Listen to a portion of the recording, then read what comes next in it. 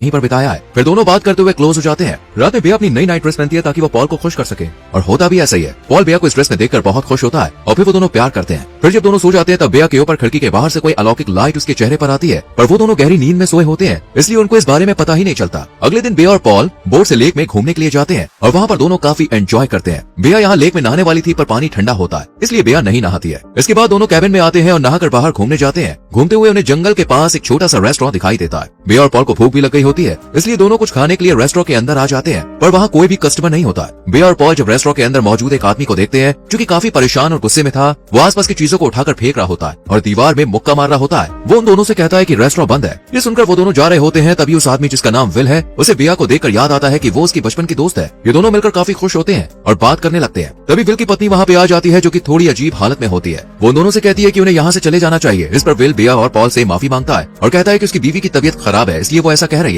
इसके बाद बेया और पॉल वहाँ से निकल जाते हैं। रात में वो दोनों बेड पर होते हैं। यहाँ बेया विल और उसकी पत्नी की अजीब हरकतों के बारे में सोच रही होती है। तब पॉल उससे मजाक में कहता है कि क्या विल उसका एक्स बॉयफ्रेंड है। बेया कुछ भी नहीं कहती है और फिर दोनों सो जाते हैं। आधी रात में जब पॉल की नींद खुलती है तो वो देखता है कि बेया उसके बगल में नहीं है। वो उसे घर में ढूंढने लगता है, पर पॉल को बेया कहीं भी नहीं मिलती है, जिससे वो परेशान हो जाता है। तभी उसे दरवाजा खुला दिखता है। पॉल उसको ढूंढने के लिए बाहर आता है और रात के गहरे अंधेरे में बेया को आवाज देते हुए जंगल में ढूंढने लगता है। कुछ देर के बाद पॉल को बेया जंगल में एक जगह बिना कपड़ों के खड़ी हुई मिलती है। वो काफी कंफ्यूज होती है। पॉल बेया को जैसे ही छूता है वो चिल्ला देती है। पॉल उसे शांत करता है और उसे वापस कैबिन में ले जाता है। पॉल को बेया की काफी चिंता हो रही थी, आखिर वो जंगल में क्या कर रही थी और कहीं उसके साथ कुछ गलत ना हुआ हो। वो बेया से पूछता है कि वो जंगल में क्या कर रही थी। इस पर बेया कहती है वो शायद स्ट्रेस के कारण नींद में चल रही थी, पर इस बात से पॉल परेशान हो जाता है क्योंकि बेया को नींद में चलते हुए उसने कभी नहीं देखा था। पॉल उससे उसके कपड़ों के बारे में पूछता है, पर बेया उसे इस बात पर ज्यादा ध्यान न देने के लिए कहती है। तब पॉल और बेया सो जाते हैं। अगली सुबह पॉल देखता है कि बेया ब्रेकफास्ट बना रही है, पर वो ब्रेड को जला देती है और नाश्ता बनाने में गलतियां कर रही थी। पॉल बेया से पूछता है कि उसे क्या हुआ है और उसे शायद डॉक्टर के पास चलना चाहिए। इस पर बेया जोर देकर कहती है कि वो ठीक है। इसके बाद पॉल और बेया बोट से लेक में मछलियां पकड़ने जाते हैं। बेया यहाँ उदास होती है, इसलिए उसे अच्छा फील करवाने के लिए पॉल उसे हंसाने की कोशिश करता है, पर वो नहीं हंसती।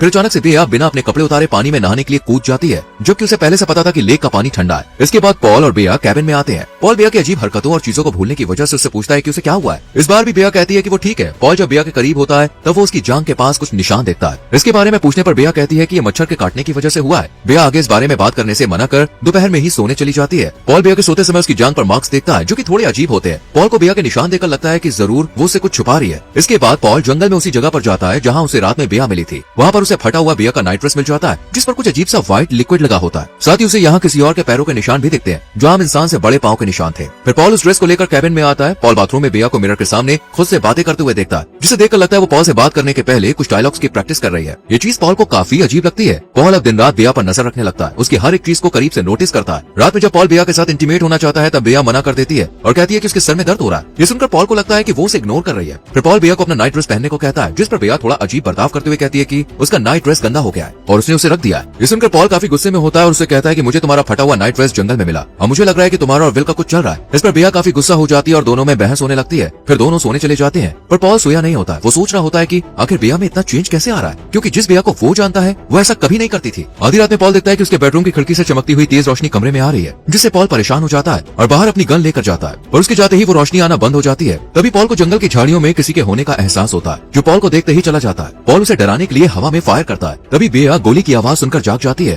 और पॉल को कैबिन में लेकर आती है। पॉल सभी खिड़की और दरवाजे बंद कर देता है। पॉल बेया से कहता है कि उसने बाहर से किसी को देखा है जो जंगल में भाग गया। इस पर बेया पॉल को जंगल में जाने से मना करती है। तभी वो उसे कहने लगता है कि मैंने जंगल में किसी के पैरों के निशान देखे थे और मुझे लग रहा है कि तुम विल के साथ मिलकर मुझे धोखा दे रही हो। पर बेया उसे समझाती है कि ऐसा कुछ नहीं है और वो दोनों अपना हनीमून खराब ना करें। अगले दिन पॉल देखता है कि बेया एक नोटबुक में अपना नाम और अपने बारे में सब कुछ लिख रही होती है, साथ ही पॉल का नाम भी लिख रही होती है। वो पॉल को देखकर नोटबुक छुपा लेती है। पॉल देखता है कि बेया की जांघों पर निशान और बड़ा हो गया है, जिसे देखकर उसे नहीं लगता कि ये कोई मच्छर काटने की वजह से हुआ होगा। इसके बाद दोनों बोट में होते हैं और मछली पकड़ रहे होते हैं। तब पॉल बेया से कहता है कि हमें यहाँ से चले जाना चाहिए, क्योंकि जब से हम इस जंगल में बने कैबिन में आए हैं तब से हमारे साथ कुछ न कुछ बुरा हो रहा है। इस पर बेया जाने से मना कर देती है और कहती है कि हम यहाँ हनीमून बनाने आए हैं। तब पॉल बेया के करीब आने लगता है। तभी वो देखता है कि बेया के प्राइवेट पार्ट से खून निकल रहा है। ये देखकर वो घबरा जाता है और दोनों कैबिन में आते हैं। पॉल उससे कहता है कि हमें डॉक्टर के पास जाना चाहिए, पर बेया कहती है कि उसे पीरियड्स आ गए। पर पॉल अब यहाँ रुकना नहीं चाहता है। वो उसे सामान पैक करने को कहता है और विल के घर जाता है। ये पता लगाने के लिए कि आखिर क्या चल रहा है। इसके बाद पॉल विल के घर आता है जहाँ उसे विल की पत्नी दिखती है जो अजीब तरह से व्यवहार करते हुए चल रही होती है, मानो कोई चीज उसे अपनी ओर खींच रही हो। पॉल उसके पास आता है और नोटिस करता है कि उसकी जांघों पर भी वही निशान है जो बिया की जांघों में था, जिससे वो परेशान हो जाता है। पॉल उसे विल के बारे में पूछता है, इस पर उसकी पत्नी दावा करती है कि विल छुपा हुआ है जिसके बारे में उसे भी पता नहीं है, और दोबारा से पॉल को चेतावनी देती है कि वो उससे दूर रहे। फिर विल की पत्नी बोट लेकर चली जाती है। वहीं पॉल को विल की खून लगी बेसबॉल टोपी पानी में तैरती हुई मिलती है। इसके बाद पॉल विल के घर में प्रवेश करता है जहाँ कोई भी नहीं था। उसे घर में विल की पत्नी के नोट्स मिलते हैं जिनमें उसने अपने बारे में लिखा होता है, बिल्कुल उसी तरह जैसे बिया ने लिखा था। पॉल को घर में कैमरा भी दिखता है और जब वो वीडियो रिकॉर्ड चेक करता है तब उसे विल की पत्नी रात के अंधेरे जंगल में वही चमकीली रोशनी के पीछे जाती हुई दिखती है, मानो वो अलौकिक रोशनी उसे अपने पास बुला रही हो। ये सब देखकर पॉल को कुछ भी समझ में नहीं आता कि आखिर ये क्या चल रहा है। वहीं हम किसी परछाई को देखते हैं जो बाहर से पॉल को देख रहा होता है। पॉल उसे नहीं देखता और यहाँ से कैबिन आता है और बिया की डायरी चेक करने लगता है। तभी बिया वहाँ आ जाती है। तब पॉल उससे कहता है, तुम बिया नहीं हो क्योंकि तुम कभी ऐसा व्यवहार नहीं करती थी। पॉल उसे अपने बारे में बताने को कहता है। इस पर बिया उसे अपने बारे में रटी हुई बातें बताने लगती है जिन्हें उसने नोटबुक में लिखा था। पॉल बिया से कहता है उसकी तरह ही विल की पत्नी ने भी अपने बारे में नोट्स लिखा था और उससे पूछता है ऐसा वो दोनों क्यों कर रही हैं। पॉल को लगता है कि विल मर चुका है जिसे उसकी पत्नी ने ही मारा होगा और अब शायद बिया उसे भी मार देगी, इसलिए वो अपनी कार की चाबी ढूंढने लगता है। बिया उसे कहती है कि वो उसे बचाना चाहती है। यहाँ पॉल को घर में चाबी नहीं मिलती और बिया खुद को बाथरूम में बंद कर लेती है और जब पॉल अंदर घुसता है तो वो उसे बार बार अपनी जांघों में छुरा घोंपते हुए पाता है। बिया पॉल को देखकर डर जाती है पर वो बिया को कमरे में ले जाता है और उसे बिस्तर से बांधता है और उससे उनके रिश्ते के बारे में कुछ सवाल पूछता है जिनमें से ज्यादातर बिया उसे या तो गलत जवाब देती है या फिर वो भूल गई है। पॉल उसे कहने लगता है कि वो बिया की तरह दिखती तो है पर बिया नहीं है। फिर पॉल अपना हाथ उसके प्राइवेट पार्ट में डालता है और उसे एक बड़े क्रीचर जैसा कुछ नजर आता है। ये देखकर पॉल हैरान हो जाता है। बिया उसे पॉल को निकालने के लिए कहती है और पॉल उसे निकालने लगता है। वो उसे धीरे धीरे खींच कर निकालने लगता है जो कि पतला, लंबा और चिपचिपा था। पॉल उस क्रीचर को आखिरकार निकाल देता है जो कि जिंदा था और काफी अजीब था। यहाँ बिया पॉल को बताती है कि जिस रात वो जंगल में उसे मिली थी उस रात मैंने वही रोशनी देखी थी जो तुमने देखी थी और मैं उस रोशनी की ओर चलने से खुद को रोक नहीं पाई। बिया बताती है कि उसे जंगल में कुछ शैडो दिखाई दी थी और फिर उसने उसे प्रेग्नेंट कर दिया और बिया को लग रहा है कि अभी भी उसके अंदर कुछ है और वो उससे उसकी सभी यादों को छीन रहे हैं। यहाँ पॉल को कुछ भी समझ में नहीं आता है और वो वहाँ से बिया को लेकर जाने वाला था पर बिया कहती है हम अब नहीं जा सकते। तभी वही तेज रोशनी बिया पर पड़ती है और कुछ चीज बोलने लगती है जैसे अब हमें पॉल की जरूरत नहीं है, इसलिए बिया पॉल को मारकर बेहोश कर देती है और उसे बोट पर लेक के बीच में ले जाती है। अगली सुबह जब पॉल को होश आता है तब वो खुद को लेक के बीचों बीच बोट में बंधा हुआ पाता है। बिया उसे कहती है कि वो उसे बचाने के लिए पानी में छुपा रही है। फिर वो पॉल को पानी में फेंकने लगती है। पॉल उसे रुकने को कहता है और कहता है कि वो पानी में मारा जाएगा, मगर बिया पॉल को बंधे हुए हालत में पानी में फेंक देती है। इसके बाद हम बिया को कैबिन में अकेले देखते हैं जो अपनी और पॉल की शादी का वीडियो देख रही होती है। उसकी हालत बहुत खराब होती है, उसकी स्किन छिल चुकी होती है और उसकी आंखें बदल चुकी होती है। तभी उसके पास विल की पत्नी आती है जो उसी तरह की खराब हालत में होती है। फिर उन पर रोशनी पड़ती है और दोनों को जंगल में कुछ अजीब सी शैडो दिखती है जिसकी तरफ वो दोनों खींचे चले जाने लगते हैं। इस जंगल में फॉरेस्ट क्रीचर कई सालों से रहते थे जो लड़कियों के साथ संभोग किया करते थे और जब बिया और पॉल जंगल में बने कैबिन में आए तो वो फॉरेस्ट क्रीचर की नजर बिया पर पड़ी